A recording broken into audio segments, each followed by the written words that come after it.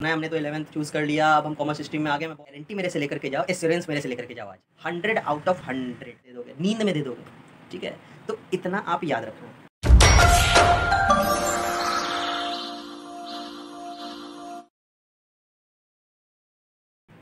तो हेलो दोस्तों, कैसे हैं आप लोग। Welcome to Vision CA e learning lecture है। आज का जो लेक्चर है वो बेसिकली 11th का फर्स्ट लेक्चर है, ठीक है। तो इसमें मैं आपको सबसे पहले तो सिलेबस बताने वाला हूँ कि 11th क्लास में कॉमर्स स्ट्रीम ज्वाइन करने के बाद आप अकाउंट्स के अंदर में कौन से चैप्टर्स पढ़ेंगे और कौन सा चैप्टर आपको कितना मार्क्स दे करके जाएगा। इसके साथ ही नॉलेज पॉइंट ऑफ व्यू से आपको कैसे पढ़ना चाहिए और मार्क ऑब्टेन करने के पॉइंट ऑफ व्यू से आपको कैसे पढ़ना चाहिए, इसकी भी डिस्कशन हम करेंगे। दूसरी बात, जैसे 10th के पहले आप मैथ्स में या साइंस में 100 आउट ऑफ 100 ले आते थे, वैसे ही अकाउंट्स एक ऐसा सब्जेक्ट है जिसमें आप 100 आउट ऑफ 100 ला सकते हैं। एक के लिए भी रेलिवेंट है। मैं बुक बताऊंगा आपको अगली क्लास में कि कौन से बुक से मैं सीबीएसई वालों को पढ़ाने वाला हूं और नोट्स कैसे दूंगा और इसके साथ बीएससीबी वाले किस बुक से पढ़ेंगे, सब कुछ हम डिस्कस करके चलेंगे। इस वीडियो में फिलहाल हम सबसे पहले अपना चैप्टर डिस्कस करते हैं, ठीक है ना।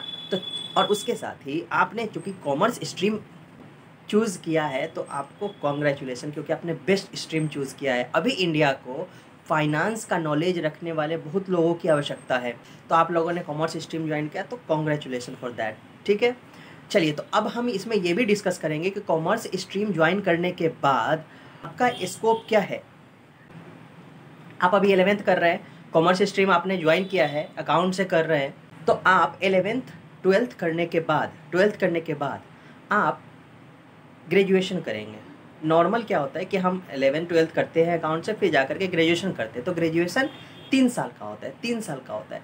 नॉर्मली सीबीएसई में 3 साल का होता है, लेकिन यहाँ पे बहुत सारे कॉलेजेस हैं, बिहार में बहुत सारे कॉलेजेस हैं या फिर यूपी में जो 3 साल का 4 साल भी ले लेता है, ठीक है ना। उसके बाद हम ग्रेजुएशन करने के बाद हम मास्टर करते हैं, वो भी 3 साल का होता है। वैसे तो मिनिमम 3 साल का होता है, लेकिन 4 से 5 साल लग जाते हैं मास्टर करने में।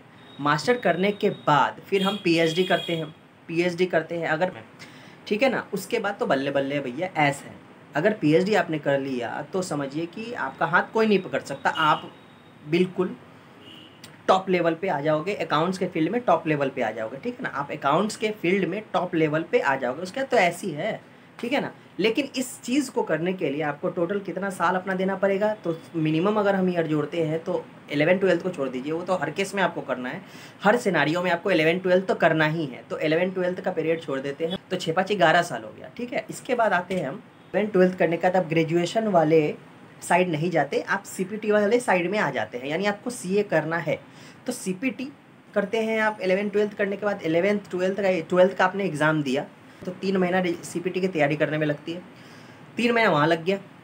उसके बाद सीपीटी जब आप पास आउट हो जाते हैं तो फिर नेक्स्ट अटैम्प्ट जो इसमें आप क्वालिफाई कर सकते हैं आईपीसीसी, उसमें 1 साल लग जाता है, यानी 9 महीने का टोटल पीरियड होता है, लेकिन 2-3 महीने हम ऊपर नीचे लेकर के चलते हैं। तो 1 साल उसका हम लेकर के चलते हैं, तो 3 महीना वो हो गया, 1 साल ये हो गया। उसका 3 साल का ट्रेनिंग होता है। जब आप आईपीसीसी या इंटर में 2 ग्रुप होते हैं, उस 2 ग्रुप में से एक ग्रुप भी अगर आपने पास कर लिया तो आप ट्रेनिंग के लिए एलिजिबल हो जाते हैं। और ट्रेनिंग के साथ साथ आपको आईपीसीसी भी करना होता है। अगर आपने एक ग्रुप पास किया, अगर दोनों ग्रुप पास कर गए तो बल्ले बल्ले, कोई दिक्कत नहीं है, सिर्फ आप ट्रेनिंग कीजिए। 3 साल की ट्रेनिंग होती है। 3 साल की ट्रेनिंग में आपको ट्रेनिंग के स्टाइपेंड भी मिलते हैं, 2000-3000 जो भी मिल जाए। और उसके बाद जब 2.5 साल की ट्रेनिंग कंप्लीट हो जाती है तो आप you are eligible to attempt CA final exam, ठीक है। 4.5 साल 5 साल लग जाता है सीए करने में। इसके बाद अगर आपको ये भी नहीं चूज़ करना तो कोई दिक्कत वाली बात नहीं है। जाइए, एक दूसरा लाइनअप आता है कि आप पहले 11 12 आपने किया, कर लिया। मान लीजिए 11 12 करने के बाद आप माइंड सेटअप नहीं कर पाए और आपने डिसीजन नहीं ले पाया, आप डिसीजन नहीं ले पा रहे हैं, सकता हूँ तो ठीक है, बहुत अच्छी बात है। आप 11 12 पहले कर लीजिए, उसके बाद ग्रेजुएशन दे दीजिए, 3 साल ग्रेजुएशन करने में लगेगा। उसके बाद 9 महीने की ट्रेनिंग होती है। सीए के अंदर जाने के लिए आपको 9 महीने का ट्रेनिंग करना पड़ता है। आपने 9 महीने का ट्रेनिंग किया, उसके बाद आप आईपीसीसी के एग्ज़ाम देने के लिए एलिजिबल हो जाते हैं। दोनों में से कोई एक ग्रुप का एग्ज़ाम दिया आपने, पास हो गए। उसके बाद आप बैलेंस ट्रेनिंग करेंगे और आईपीसीसी का बैलेंस जो बच गया ग्रुप, उसका एग्ज़ाम दे करके पास होंगे। तो 2 साल 3 महीने की ट्रेनिंग और करनी है। आईपीसीसी का दोनों ग्रुप निकालना है, जिसमें से एक ग्रुप आपने निकाल लिया होगा तभी आपको एंट्री मिलती है आपको सीए में। तो सीपीटी वाला ख़त्म हो गया कहानी। यहाँ पे अगर आप ग्रेजुएशन से आएंगे तो सीपीटी आपको करने की कोई ज़रूरत नहीं है, ठीक। आप 11 12 आपने कर लिया, और अब आप चाहते हैं कि बीबीए के साथ एमबीए करना, तो वो भी आप कर सकते हैं। बीबीए कीजिए, उसके साथ साथ एमबीए कर लीजिए। या फिर एक और आपके लिए लाइन खुल जाता है कि 11th-12th करने के बाद ग्रेजुएशन आप कर लीजिए, उस ग्रेजुएशन करने के बाद फिर आप एमबीए में चले जाइए, ठीक है ना। इसके साथ एक और है कि आप ग्रेजुएशन आपने कर लिया तो आप सेंट्रल गवर्नमेंट या स्टेट गवर्नमेंट का जो एग्ज़ाम होता है फाइनेंस लेवल के लिए, अकाउंट्स लेवल के लिए, वो आप दे सकते हैं। आपको एक नसीहत मैं देना चाहता हूँ और आपको ये डिस्क्लेमर देना चाहता हूँ, इस बात को हमेशा याद रखिएगा। कॉमर्स स्ट्रीम चूज़ करने के बाद आपने 11th-12th अकाउंट से कर लिया, उसके बाद ग्रेजुएशन आपने किया और पढ़ाई छोड़ दी, तो आपने वर्स्ट डिसीज़न लिया है, यानी आपने अपने ज़िंदगी का सबसे बेकार डिसीज़न लिया है। क्योंकि ग्रेजुएशन लेवल पे जो अकाउंट से ग्रेजुएशन किया है जिसने, और वो नौकरी करने जाता है, तो उसको maximum to maximum, metro city की बात कर रहा हूँ, 20 से 25 हज़ार रुपये मंथली मिलता है एक कंपनी में। 10 घंटे काम करने को मिलते हैं और 20 से 25 हज़ार मिलता है। और अगर आप मेट्रोपॉलिटन सिटी में नहीं है, मेट्रोपॉलिटन सिटी मतलब हो गया बेंगलोर, दिल्ली, मुंबई, कोलकाता, ठीक है ना, उस सिटी में नहीं है और इधर बिहार यूपी के किसी सिटी में है, राजस्थान वगैरह में है, तो आपको 15,000 से 20,000 रुपये मिलेगा, उससे ज़्यादा नहीं मिल सकता है। तो 11th-12th करने के बाद अगर सिर्फ ग्रेजुएशन करके अगर आप नौकरी में जाना चाहते हैं तो ये डिसीजन मत लीजिएगा। इसके साथ कोई अदर स्किल्स सीख लीजिए, या फिर बेटर होगा कि आप एक स्टेप आगे बढ़ जाइए, मास्टर कर लीजिए, या एक स्टेप आगे बढ़ जाइए, ट्रेनिंग कर लीजिए और आईपीसीसी निकाल लीजिए और सीए लाइन में घुस जाइए। उसके बाद आप सीए ना भी कीजिए, लेकिन एटलीस्ट आप आईपीसीसी वगैरह ट्रेनिंग कर रखे होंगे, तो आपके वो वैल्यू एडिशन होगा और आपको सैलरी बढ़ा करके दी जाएगी, ठीक है ना। तो अब हम चलते हैं कहाँ, तो अपना सिलेबस डिस्कस करने कि भैया हमें क्या पढ़ना है। हमने तो 11th चूज़ कर लिया, अब हम कॉमर्स स्ट्रीम में आ गए, हमें बहुत डर लग रहा है, ये डेबिट हो रहा है, क्रेडिट हो रहा है। 12th वाले भैया तो हमें बोल रहे हैं कि बड़ा टफ होता है, कुछ समझ में नहीं आता है, पता नहीं क्या जनरल एंट्री, क्या लेजर, क्या ट्रायल बैलेंस शीट के बैलेंस ही मैच नहीं होते। रुको ज़रा, एक गारंटी मेरे से लेकर के जाओ, एश्योरेंस मेरे से लेकर के जाओ। आज यहाँ आना है, जितने टाइम का ये क्लास है, वीडियो है, उसको देखना है। जितने टाइम का ये वीडियो है उसको देखना है। जिस दिन मैं कहूँ कि आपको एक चैप्टर बना करके लाना है, वो बना करके लाना है बस। ऐसा मैं हमेशा नहीं कहूँगा कि आपको बना करके लाना है।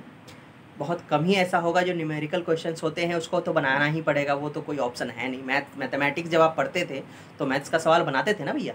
उसके अलावे कभी मैं आपको घर पे खुद से पढ़ने के लिए नहीं बोलूँगा। अगर आप खुद पढ़ते हो तो बहुत अच्छी बात है, तब तो सैल्यूट है। नहीं पढ़ते हो तो भी कोई बात नहीं है। 80 आवर देने हैं आपको, 80 आवर देने हैं। 80 आवर अगर आप देते हो 60 प्लस मार्क्स आएंगे। 60 प्लस मार्क्स आएंगे, 60 से 75 तक आ जाएगा। 20 घंटे और बढ़ाओ, 100 आवर अगर आप देते हो 75 से 85 मार्क्स आएंगे आपको। 75 से 85 मार्क्स आएंगे आपको।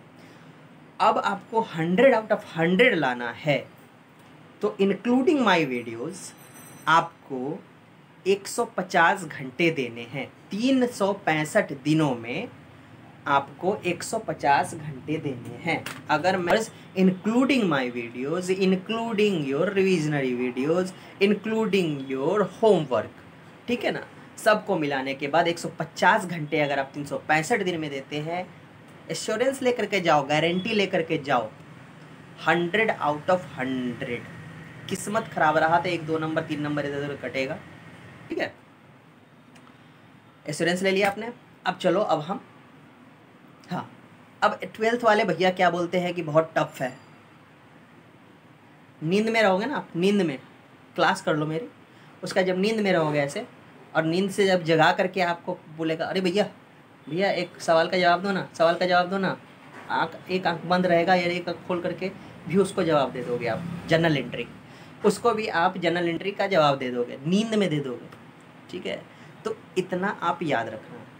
जब एक बिल्डिंग हम बनाते हैं, जब एक घर बनाते हैं, तो घर में सबसे मेन इम्पोर्टेंट चीज़ क्या होता है? किस में सबसे ज़्यादा टाइम लगता है? सबसे ज़्यादा टाइम लगता है नींव डालने में। क्यों? क्योंकि वो बेस अगर मजबूत होगा तो ऊपर का घर आप 1 मंजिल बनाओ, 2 मंजिल बनाओ, 3 मंजिल बनाओ, 4 मंजिल बनाओ, और कितना मंजिल आपको बनाना है, बिल्डिंग बनाना है, महल बनाना है कि क्या बनाना है, उस हिसाब से आप अपना बेस तैयार करते हो, ठीक है ना। जो 12th वाले भैया आपको ये बोलते हैं ना कि अरे भैया बहुत टफ है, अकाउंट्स नहीं बनता, जनरल एंट्री नहीं होती, तो उन भैया को जवाब देना कि भैया आप पहले 11th का बेस आकर के मजबूत कर लो, आपका बेस ही मजबूत नहीं है इसलिए आपसे सवाल नहीं बनता। तो ये देखिए 11th का अकाउंट का सिलेबस में 2 पार्ट्स में बटा हुआ है। जो अपना CBSE का सिलेबस है वो 2 पार्ट में बटा हुआ है। एक तो हो गया फाइनेंशियल अकाउंटिंग 1, दूसरा हो गया फाइनेंशियल अकाउंटिंग 2, ठीक। पूरे अकाउंट्स 2 पार्ट में बटे हुए हैं, part A, part B. Next, अब पार्ट ए में 8 चैप्टर्स हैं। पार्ट ए में 8 चैप्टर्स हो गए, ठीक है। चैप्टर 1 हो गया इंट्रोडक्शन टू अकाउंटिंग, दूसरा हो गया आपका बेस ऑफ अकाउंटिंग, तीसरा हो गया रिकॉर्डिंग ऑफ ट्रांजेक्शन्स, चौथा हो गया recording of transaction 2 part 2, bank reconciliation statement, फिर trial balance reconciliation, depreciation, bills of exchange. Part B में हो गया आपका chapter 9 financial statement 1, financial statement 2, accounts for incomplete records, application of computerise accounting system, ठीक है।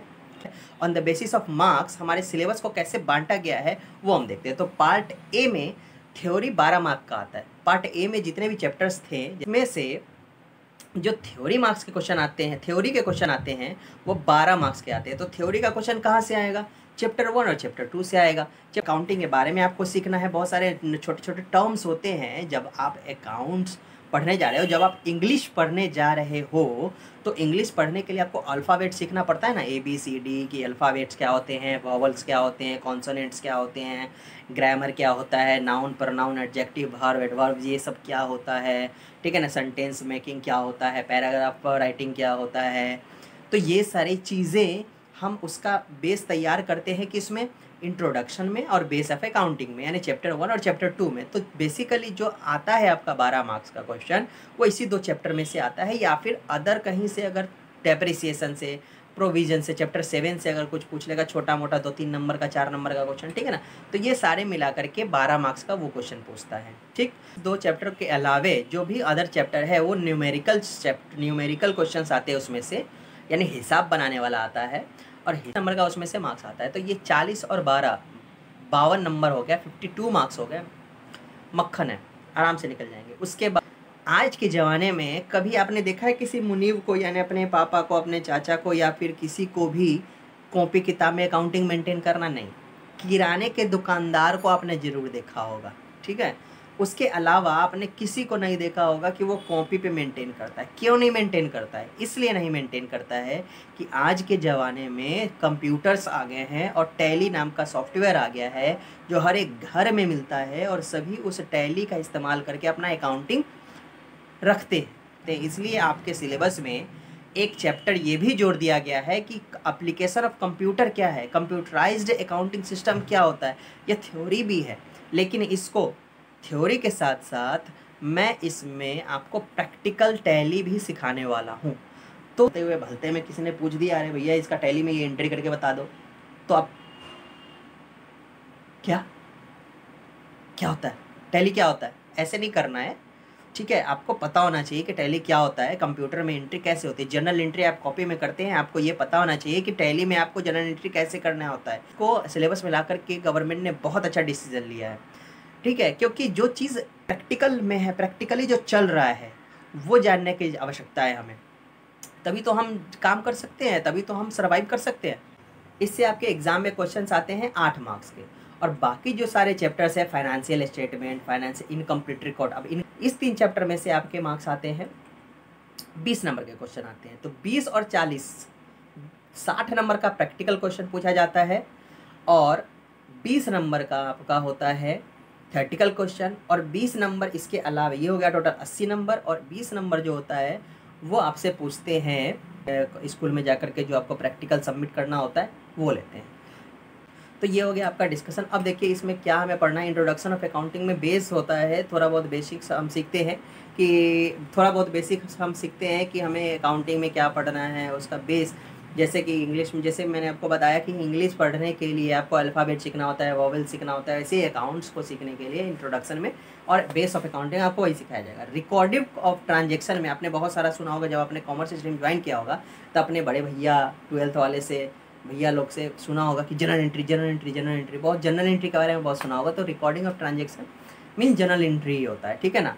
बैंक रिकन्सिलिएशन स्टेटमेंट में आपको क्या पढ़ना होता है, तो कुछ नहीं है, आप जैसे कि आप बैंक में जाते हैं, बैंक आपके नाम का कुछ खाता मेंटेन करता होगा, आप भी घर पे रखते होंगे। तो अभी दूसरा एग्जांपल मैं आपको समझाता हूँ कि जैसे आप किराने की दुकान में जाते हैं, कुछ उधार सामान खरीद करके लाते हैं, तो जो भी सामान खरीद करके लाते हैं वो दुकानदार भी लिखता होगा अपने यहाँ कि हाँ। और आप घर पे आकर के भी अपने पास भी तो लिखते होगे ना कि 10,000 रुपये का सामान लाया, 20,000 रुपये का। ऐसा थोड़ी ना कि उसके भरोसे छोड़ दिया, सामान लेकर के आया उसके भरोसे छोड़ दिया, नहीं, ऐसा कभी नहीं होता। जब भी आप उधार जाते हो तो वो लिखता है, आप घर पे आके अपने बारे पास भी लिखते हो। तो लास्ट दिन जब आप हिसाब करने जाते हो तो दोनों एक दूसरे का अकाउंट में मैच करते हो कि हाँ भैया आपने गलत लिखा है या मैंने सही लिखा है, या मैंने लिखा है आपने नहीं लिखा है। कुछ छूट वूट जाता है तो वो लिख लेता है, वो हटा देता है, ठीक है ना। तो इसी मैचिंग को जो हम किराने के दुकानदार के साथ करते हैं वो हम बैंक के साथ भी करते हैं, ठीक है। तो दोनों जब हम बैंक के साथ करते हैं तो इसी को कहते हैं बैंक रिकन्सिलिएशन स्टेटमेंट। रिकन्सिलिएशन का मतलब होता है रिकन्साइल करना, यानी मिलाना, ठीक है। एक डेटा से दूसरे डेटा को मैच करने को रिकन्सिलिएशन कहते हैं। ट्रायल बैलेंस, रेक्टिफिकेशन, एरर्स, जैसे जैसे चैप्टर पढ़ेंगे वैसे वैसे हम इसको डिस्कस करेंगे। Depreciation, provision. सब डेप्रिसिएशन क्या होता है, डेप्रिसिएशन बहुत कॉम्प्लिकेटेड नहीं है, बहुत आसान है। जैसे कि मोबाइल खरीद करके लाएँ, 10,000 रुपये का मोबाइल है, कल अगर उसको बेचने जाओगे तो उसका वैल्यू कितना रह जाएगा, उसका वैल्यू 10,000 नहीं रहेगा, 9,500 रहेगा। क्यों, 500 रुपये घट गए। तो सामने वाला क्या बोलेगा, अरे 500 रुपये का तुम इस्तेमाल भी तो कर लिए। तो 500 रुपये का जो इस्तेमाल कर लिए ना, वही डेप्रिसिएशन हो गया, ठीक है। उसके बाद बिल्स ऑफ एक्सचेंज होता है। पार्ट बी में आपको फिर फाइनेंशियल स्टेटमेंट पढ़ना है, इनकम्प्लीट रिकॉर्ड पढ़ना है। तो इनकम्प्लीट रिकॉर्ड क्या होता है, वही किराना का दुकानदार कुछ भी लिख देता है अपने पास। अकाउंटिंग में एंट्री नहीं है, अकाउंट जिस भाषा में बोलता है लिखने के लिए, अकाउंटेंसी एक भाषा है, अकाउंटेंसी इज़ अ लैंग्वेज। और जिस लैंग्वेज में अकाउंटेंसी बोलता है उस लैंग्वेज में अगर हम नहीं लिखते हैं और इंग्लिश में या हिंदी में लिख देते हैं कि हम, इसलिए इसको अकाउंटिंग जो है, अकाउंटेंसी जो है वो इसको इनकम्प्लीट रिकॉर्ड बोलता है। तो इससे लेमैन लैंग्वेज में जो बिजनेस ट्रांजेक्शन लिखा हुआ है उसको अकाउंटेंसी में कन्वर्ट करना, ये हम सीखते हैं इनकम्प्लीट रिकॉर्ड में। और कंप्यूटराइज अकाउंटिंग तो आप समझ ही गए। तो ये आज का हमारा डिस्कशन हो गया सारा। हम अपना बहुत जल्दी ही क्लास शुरू करने वाले हैं। तो चैप्टर 1 से स्टार्ट होगा, चैप्टर 13 तक पढ़ाया जाएगा, कहीं भी कोई रुकावट नहीं आएगी। नोट्स कैसे करेंगे, कौन से बुक से पढ़ना है, ये सारी नेक्स्ट क्लास में आपको बताया जाएगा, ठीक है। धन्यवाद।